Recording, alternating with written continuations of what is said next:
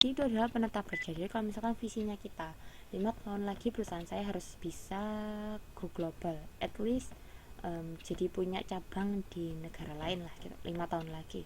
Nah, gimana caranya untuk bisa 5 tahun lagi itu kita punya bisnis di di luar negeri gitu. Berarti itu yang disebut sebagai misi. Yang pertama, menggenjot sales, berarti penjualan kita harus naik.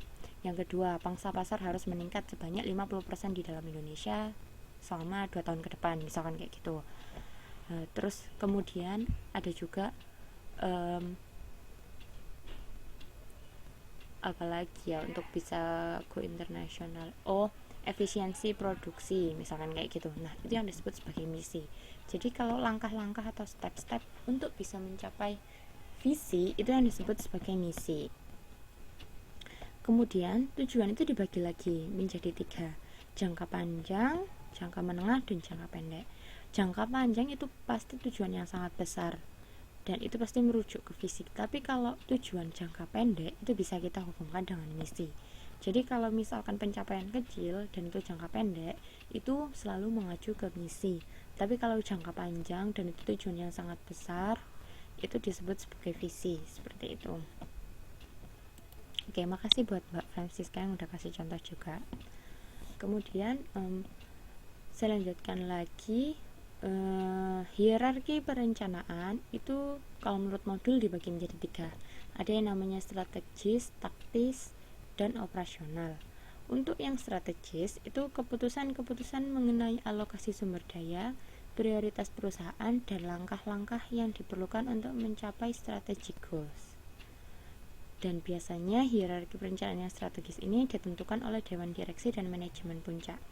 Jadi manajemen puncak lah yang menentukan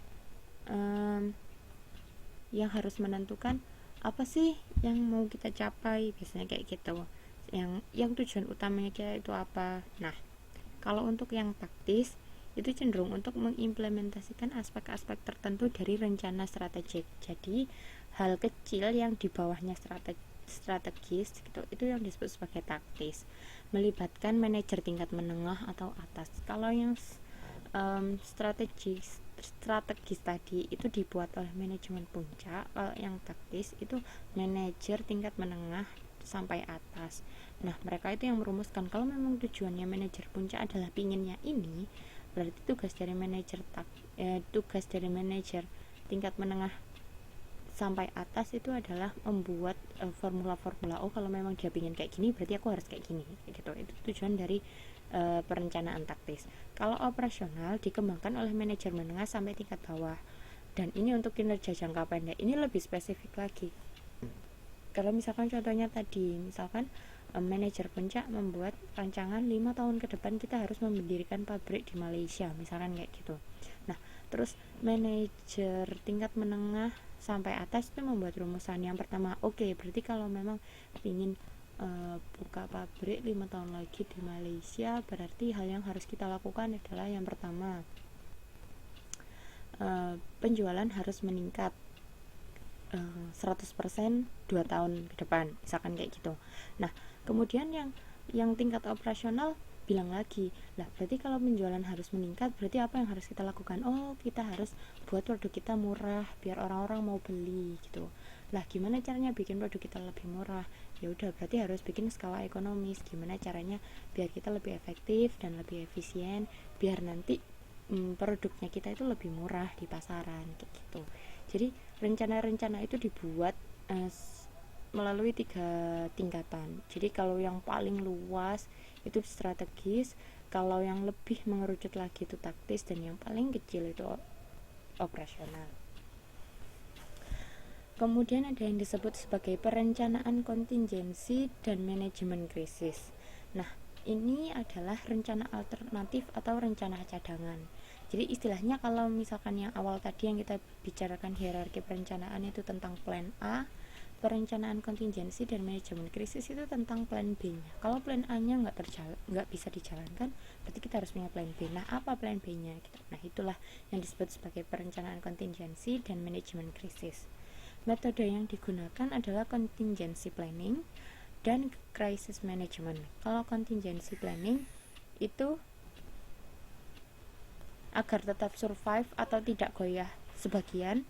Jadi kalau misalkan ternyata dari plan A seharusnya yang dilakukan adalah step 1, 2, 3.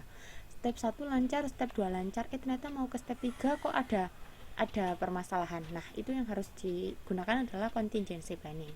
Sedangkan kalau misalkan dari awal step awal aja udah kok kayaknya salah, nggak mungkin untuk dieksekusi, itu yang disebut sebagai crisis management. Jadi itu adalah kalau memang udah darurat banget, tidak terduga, fatal, kayaknya dari awal udah nggak bisa dijalanin, nah itu yang disebut sebagai crisis management. Jadi ibaratnya kalau memang dari awal udah jelek banget gitu, kayaknya nggak mungkin untuk dieksekusi plan A nya. Nah berarti yang benar-benar berbeda, strategi yang berbeda itu yang disebut sebagai crisis management. Kemudian sebelumnya ada beberapa tingkat manajer. Seharusnya ini sebelum yang tadi ya. Nah, nggak apa-apa. Tingkat manajer itu ada 3. Yang pertama top manager, middle manager, sama first line manager. Kalau top manager itu selalu ada di puncak perusahaan, bertanggung jawab pada dewan komisaris dan direktur. Kemudian kalau middle manager itu bertanggung jawab untuk mengimplementasikan dan mengontrol pelaksanaan strategi dan perencanaan yang dirumuskan oleh manajer puncak. Jadi sifatnya lebih ke bertanggung jawab ke top manager. Kalau first line manager itu bertanggung jawab ke middle manager. Paling sering berhubungan dengan karyawan. Yang paling dekat dengan karyawan itu adalah first line manager atau biasanya disebut sebagai supervisor. Nah, proses manajemen itu dibagi menjadi 4: perencanaan, pengorganisasian, pengarahan, dan pengendalian. Perencanaan itu merumuskan apa yang dibutuhkan oleh organisasi dan bagaimana mencapainya. Jadi kita harus merencanakan dulu apa yang harus kita lakukan, itu yang disebut sebagai perencanaan. Kalau pengorganisasian itu menetapkan cara terbaik dalam mengatur sumber daya dan aktivitas suatu organisasi menjadi suatu struktur yang logis. Jadi lebih ke gimana caranya rencana yang udah kita buat itu bisa sukses, itu lebih ke pengorganisasian. Kalau pengarahan itu mengarahkan dan memotivasi karyawan untuk memenuhi tujuan perusahaan. Kalau tadi kita udah merencanakan kita harus kayak gini, untuk bisa sukses kita harus kayak gini. Nah, tapi percuma kalau misalkan manajer tingkat atas sudah merencanakan tapi karyawan nggak ngerti apa yang dimaksud sama atau apa yang diinginkan oleh manajemen puncak. Jadi perlu ada yang namanya pengarahan. Jadi karyawan tuh diarahkan, dikasih tahu ini loh tujuannya gitu. Sedangkan kalau pengendalian lebih ke memonitor kinerja organisasi untuk menjamin proses berjalan sesuai tujuan. Jadi kalau tadi udah karyawan udah dikasih tahu tujuan kita kayak gini, berarti kita harus kayak gini, cara untuk mencapainya kayak gini, maka kita tetap harus mengendalikan semuanya apakah dilakukan dengan benar, apakah ada yang nggak difahami, apakah harus ada yang dibenahi. Nah itu yang dimaksud dengan pengendalian. Kemudian lingkup manajemen itu ada banyak. Ada manajer sumber daya manusia yang mengatur tentang karyawan, manajer operasi cenderung untuk bersinggungan dengan proses produksi, manajer pemasaran membantu agar produknya bisa dijual di pasar, bisa dibeli oleh orang, bisa laku di pasar. Manajer informasi itu ada hubungannya dengan IT. Manajer keuangan itu yang mengatur tentang keuangan kalau ada pembelian bahan atau apa, atau mungkin apapun yang berkaitan dengan keuangan, itu manajer keuangan.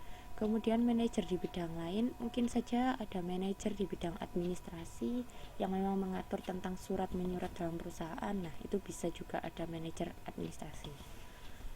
Kemudian keahlian manajer itu ada banyak jenisnya. Yang pertama keahlian teknikal yang memang berhubungan teknik, misalkan dengan proses produksi.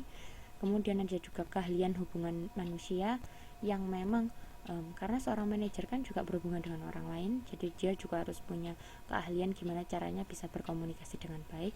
Kemudian keahlian konseptual, kalau misalkan dia memang manajer keuangan, seharusnya dia punya knowledge tentang keuangan. Kalau memang dia manajer tentang pemasaran, berarti seharusnya dia harus tahu tentang gimana cara memasarkan produk.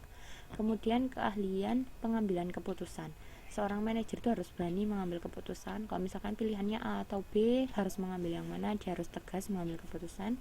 Dan yang terakhir keahlian mengatur waktu, jadi dia harus bisa mengatur waktunya antara kapan dia harus mengambil keputusan, kapan dia harus mungkin approaching